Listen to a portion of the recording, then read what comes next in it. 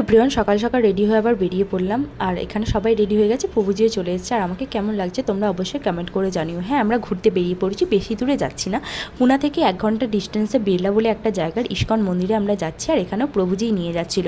আর রাস্তাটা ছিল একদমই পাহাড়ের মধ্যে দিয়ে, বলতে পারো পুনা সিটি থেকে একদম পাহাড়ের মধ্যে দিয়ে পুনারই একটা গ্রামে পৌঁছে যাওয়া। গ্রাম বলতে সেই রকম গ্রাম নয়, গ্রামের সৌন্দর্য যে এত সুন্দর হতে পারে সত্যি না দেখলে বোঝাই যেত না। আর পাহাড় যেহেতু আমার ভীষণ ভালো লাগে, দেখতে তো আলাদাই সৌন্দর্য লাগছিল। আর আমার ভিডিওগুলো তোমাদের কেমন লাগছে সেটা অবশ্যই কমেন্ট করে জানিও। আর এই রাস্তাটা ছিল একদমই পাহাড়ের ভেতর দিয়ে। তারপর পাহাড়েরই একটা সাইড দেখে আমরা দাঁড়িয়ে পড়লাম সবাই মিলে ব্রেকফাস্ট করবো বলে। আর দেখো প্রভুজি এখানে কত কিছু বানিয়ে এনেছে, আমাদেরকে তো উনি কিছুই করতে দেননি। উনি স্যালাড নিয়ে এসেছেন, এখানেই কোচানো হয়েছিল। তারপর পোহা বানিয়ে এনেছিল, যেটা খেতে অসাধারণ ছিল। প্রভুজি রান্না নিয়ে কোনো তো কথাই নেই।